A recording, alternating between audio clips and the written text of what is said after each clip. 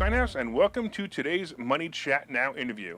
In this portion of the show, I take the opportunity to interview interesting people and introduce you to their products, their services, or just their good intentions. Hey, if you'd like to be a guest on my show, you can go to thelarrysteinhausshow.com/guest. That's thelarrysteinhausshow.com/guest.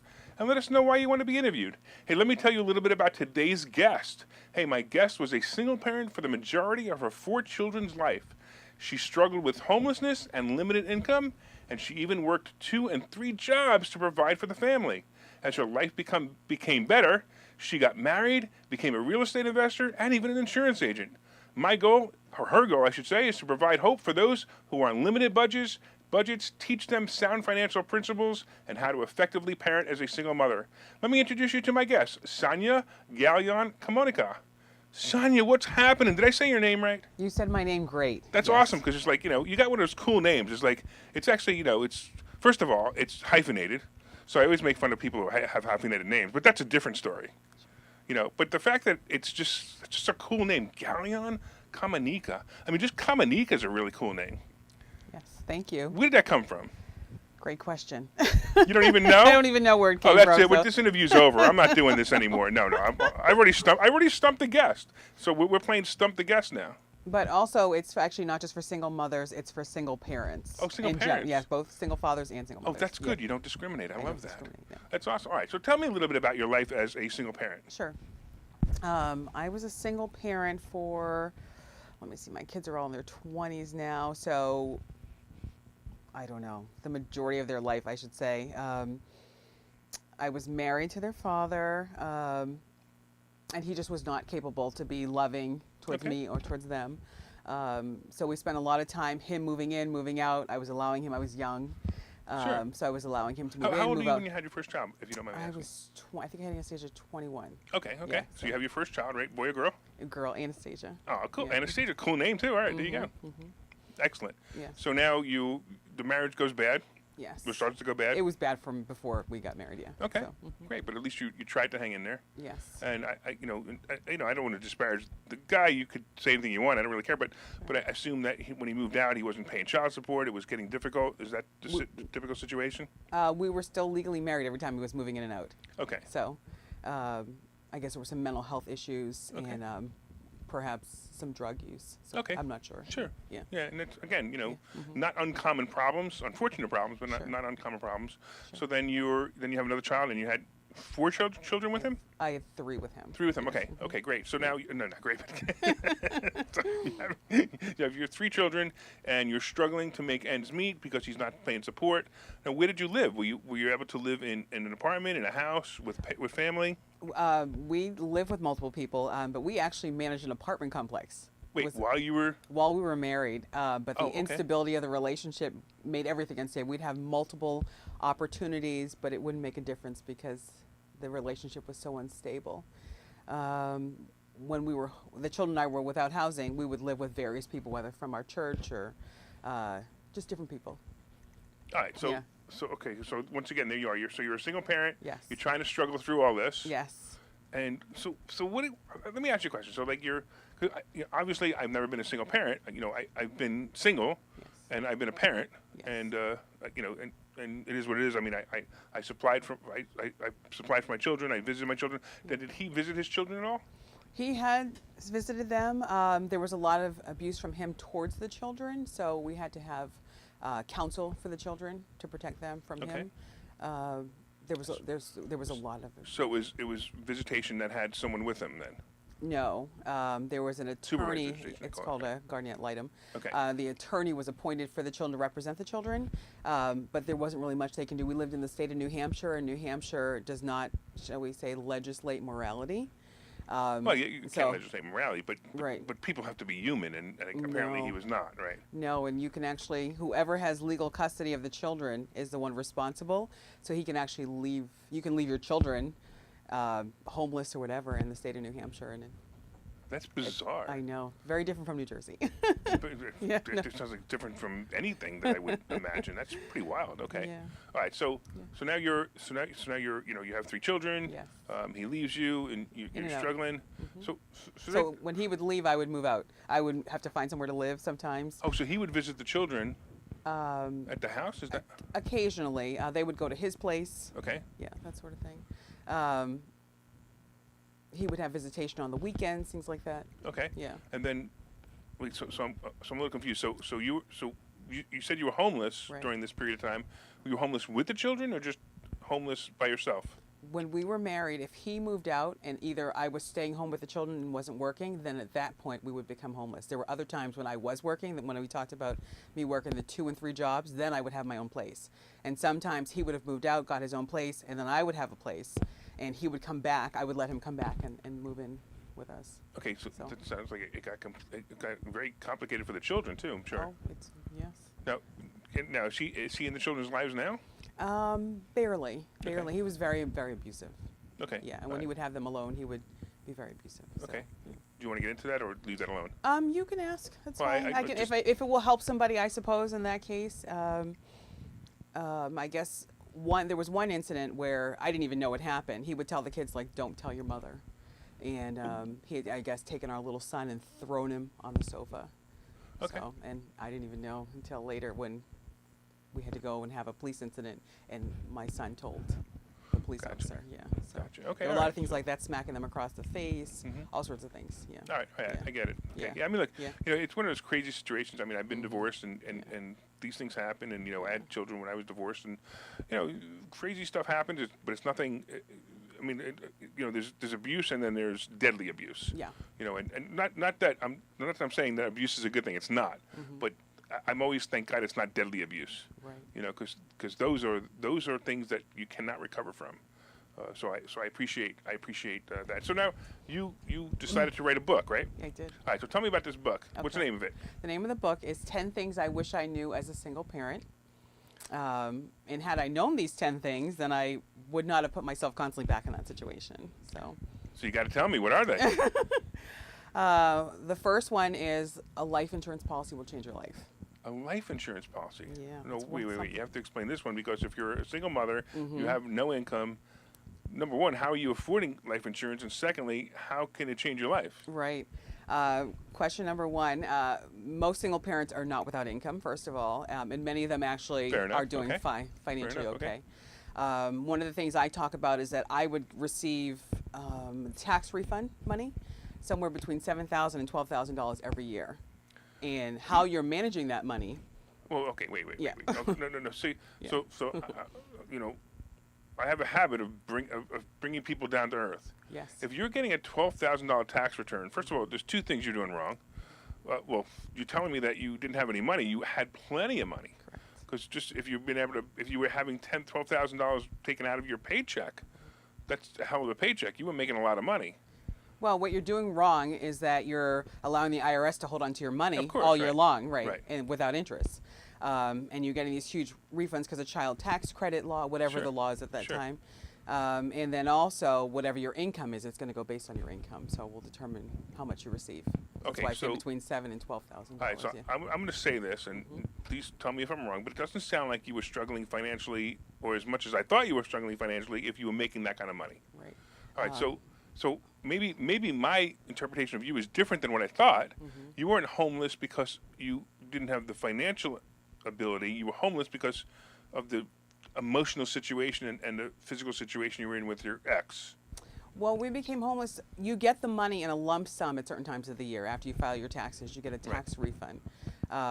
So there would be periods where we either couldn't pay the rent, either he was moving out, or we couldn't pay the rent, or I didn't think I could pay the rent. Now I would say to somebody, you can do it. Yeah, so, sure. It's more so not knowing how to manage the money, and I guess, yes, because of emotional challenges at that time. Okay, all right. Um, All right, so let's frame this correctly. You And were I would making work- good income.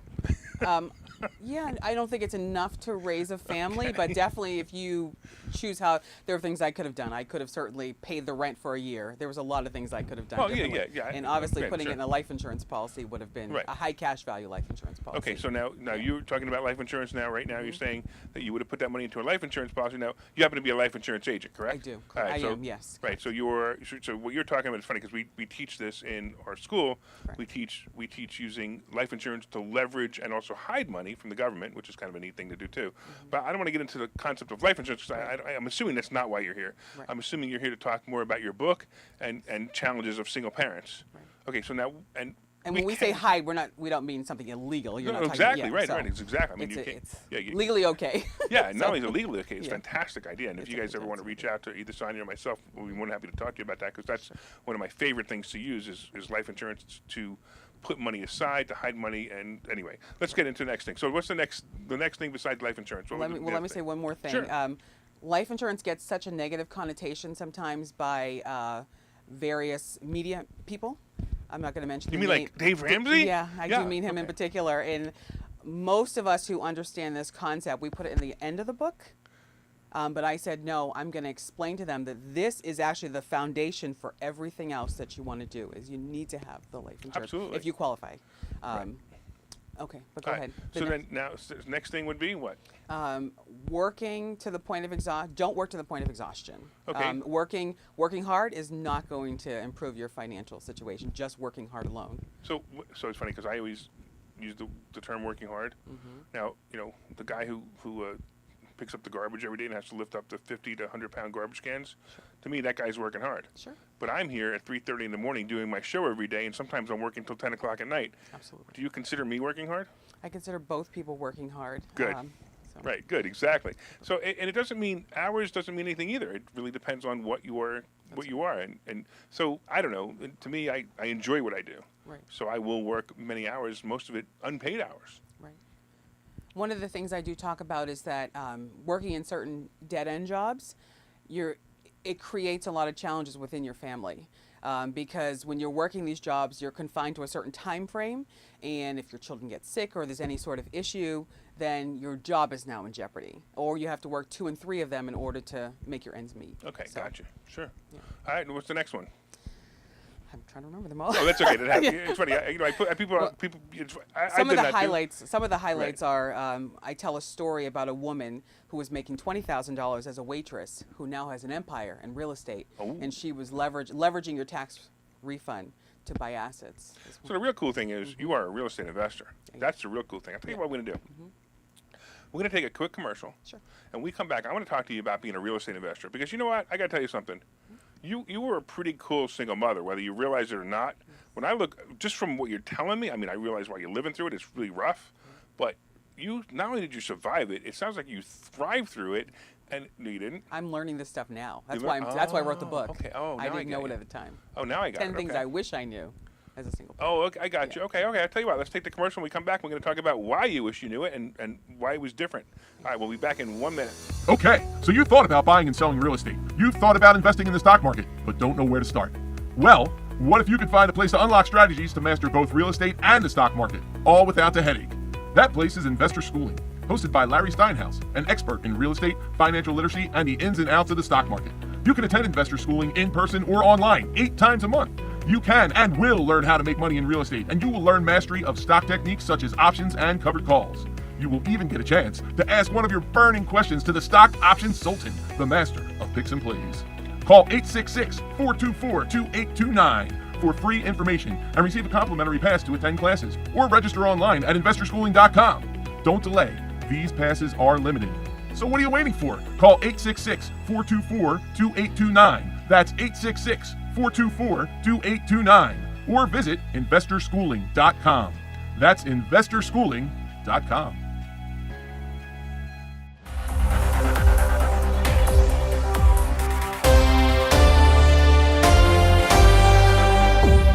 All right, welcome back to Money Chat Now, the interview portion. We are currently interviewing Sonja Galyon-Kamonika. Hey, if you'd like to be a guest on this show, please go to thelarrysteinhousshow.com/guest.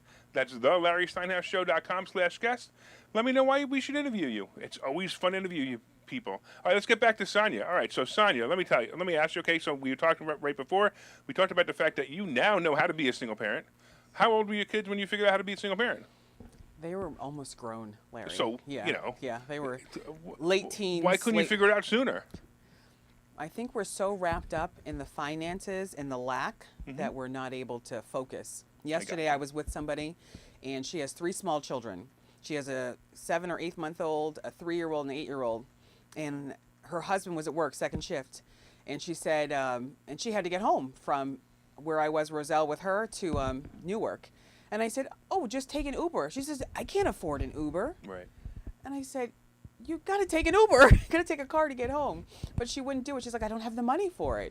And this is kind of the mindset. And she's not even a single parent. And this is the mindset of people usually in that situation. We're just not functioning properly. So a lot of people, and you know, I teach this, a lot of people, they live moment to moment. Correct. And that's the problem. You know, they're thinking about their Uber, they're thinking about their next meal. And, you know, if you think that narrow of time, those are the problems you're going to face, is how to get an Uber. Right. I mean, the problems that I think about is, you know, how do I structure my empire for my kids to get it without having a problem? That's right. And those are the things I think about. So it's kind of interesting, if you start to change your thoughts, you actually will. Now, I realize that that woman doesn't have an empire yet to think about, Right. but she might want to think about next week or next month or 2 years from now or 3 years from now, how to get out of that situation. Right. So tell me, so you wrote this book. So the book really isn't about, it almost sounds like it's more not only about single parents, but also sounds like a book of life, like how you should structure your finances. Right. I mean, there are people like you who are already writing books to help people structure their life. So I wanted to just focus on one market, which is the single parents, because that's what I understood. And I'm seeing it all around me with the same mindset that I used to have. So, Got it. So now yeah. you also have a bunch of real estate that you've been investing in, correct? Yes. When did you start investing in real estate? I wouldn't say a bunch of real estate. Oh, that's fine. But One or our two first, pieces, it's fine. It's fine. just in the last year, Yeah, we bought okay, our first okay. property. Yeah. So, So you just started a year ago. So now, Yes. what happened to you? So you were kind of like stuck in this 9-to-5 mindset. You were struggling. You even talk about how the fact, I noticed something you wrote way back when, was that you thought debt was a bad thing, which most people do, and wrong debt is a bad thing. Good debt is a good thing. Dave Ramsey says there's no such thing as good debt. Well, he's I'd like to see his finances, and I'll show you all the good debt he has, including credit cards and whole life insurance. But that's another thing. yeah, I would like to see that as Yeah, well. exactly. Yeah. But anyway, so how did you make this transition from the mindset of I don't want to be in debt, I don't want to put any money away, I don't want to becoming a real estate investor? Right. Well, the idea of the no debt was definitely not working. And as I began learning how to manage debt responsibly, it was like a life changer. It just started opening up opportunities and ideas. And I'm like, I can take out a loan. Absolutely. Yeah. You just have to pay it back. Right. And there was a time, like I tell a story, there was a time we actually slept in a police department when there were hotels all around us. It was absolutely ridiculous. So I asked people, don't feel sorry for us. It was absolutely ridiculous. So as I began to meditate and began to open up my idea and my mind to possibilities, I was able to start becoming a real estate investor. So here's a crazy thing. So Yeah. one of the things that happened to me, and I talk about it all the time, is in 2008 I lost everything. I went bankrupt. And you know what happened to me the next day? You went and bought a car, right? Well, yeah, it's true, but I woke up. Yeah, you woke up. So nothing, it's okay. Things can happen. Bad things can happen, but you can struggle through them. You can get to the other side. You just have to decide how are you going to get to the other side. When you get to the other side, are you going to be broke, or are you going to get to the other side and you're going to be rich? As a matter of fact, when I wrote my first book, I wrote it 6 months. I started writing it 6 months after I went bankrupt, telling everybody how I was going to recover. And it's funny because one of my students read the book, and she came back to me and she said, "You've done everything in this book except one thing." And I'm like, "I don't even remember what's in that book anymore." She goes, "The only thing you didn't do is buy a sailboat yet." She says, "But everything else you did." And it's very funny because that's exactly the truth, is I did everything in that book that I said I would except buy the sailboat. So in your case, so now you're writing a book and you want to get the word out. Right. Now, how long did the book come out? How long ago? Yeah. Funny story, another. I have a life insurance client, and he is a former teacher, and he's actually on his 4th edition of a book. And he was actually the one who encouraged me to write the book. It's Great, his most that's great. hysterical thing. I've been trying to get it out there, I guess, for a year, talking to different organizations, and it wasn't going the way I expected. He said, use a certain company, self-publishing school. And I did. That was in July. Here we are in September. The book's written, and we don't have the paperback yet, but the ebook and the Kindle are ready to go. That's awesome. So, That's yeah. great. So when does the paperback actually come out? It should be October 15th. Are you excited? I am so excited. All right, you ready? I'm going to give you a clue about books. You ready? Sure. You want to know how many you're going to sell in the first week? No, don't tell me. Look, here's the thing. So if you sell 1 million copies, or if you sell 3 copies, I want you to not think about the fact that you sold 1 million or 3 copies. Okay. I want you to think about the fact that you accomplished completing the book. Yes.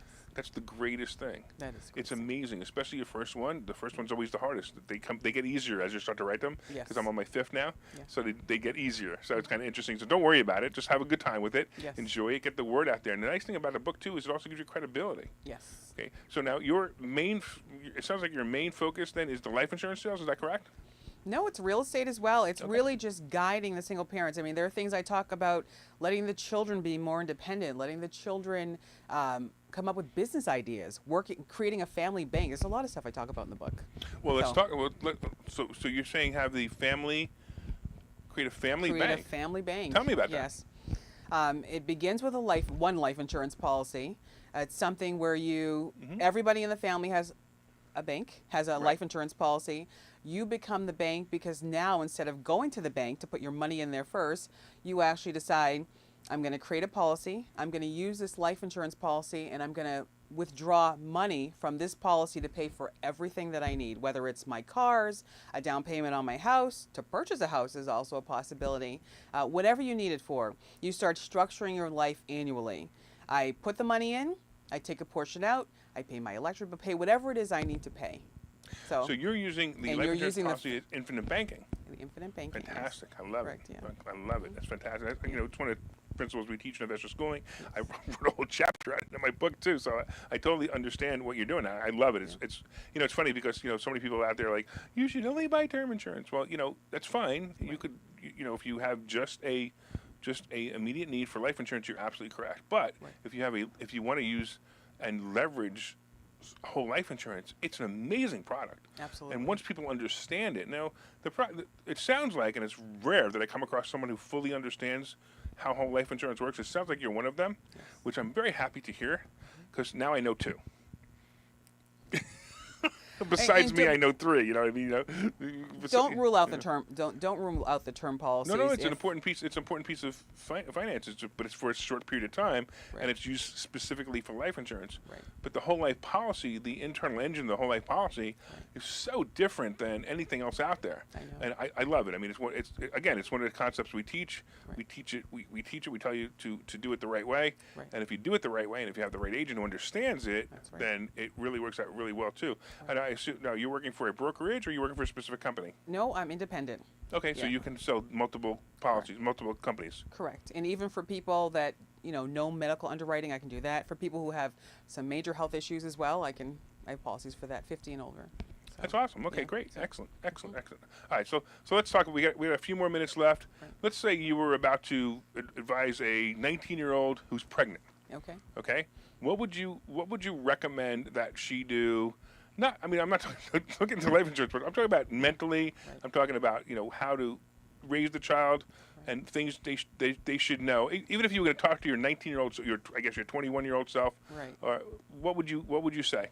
I would say, first of all, be grateful. I think children are a gift from God. Be grateful you have that child. Do the best you can. Take care of your health. Take care of the child. Be happy. Set up a life insurance policy as soon as they're born. Well, they should set up a life insurance policy, not just for Right. For both the you, child and if for something yourself. happens to you as a Right. parent, look, again, we talked about term. That's fine. Right. Just have something just in case. You're absolutely correct. Right. Unless the parents, unless the parents of the mother have already said that they would step in. Right. And financially, it won't be a problem for the children or the parent of the pregnant mother. Got it. Right. Right. I mean, I have a client recently who the husband just passed away due to a motorcycle accident. He left behind 2 twins, 2 4-year-old twins, and the wife. So get something in place. Ideally, I would say leverage that tax return. Buy some real estate for you and the child. Buy it while you're young. Do as much as you can while you're young, while you're healthy. I guess would be my biggest thing. Take time for yourself. You don't need a partner. Don't think you have to have somebody in your life. So, and the sky's the limit. The sky's the limit. So it depends on how they got in a situation. So, of course, too. All right. So Got to sit down with people. You can't just No, give I- a blanket statement. Yeah. I agree. I mean, you see a lot of single parents who struggle, and they struggle mentally more than they struggle financially. Now, don't get me wrong, they struggle financially. But part of it is they need to get that money mindset changed. And it's funny, what's the first thing you would tell somebody to do to change their money mindset? Right. I personally would recommend meditation. Oh, really interesting. Okay. I've read the Bible for many years, probably 40 years. Read the Bible, praying, but nothing changes your mindset like calming the mind with meditation. There's nothing like it. So So do I you would have strongly a- recommend it. Do you have a mantra that you meditate to, or? Not necessarily a mantra, but various types of meditation, whether it's for gratitude, for peace, whatever it is. You can find a lot of stuff on YouTube. So Excellent. so And do you meditate every day? I do.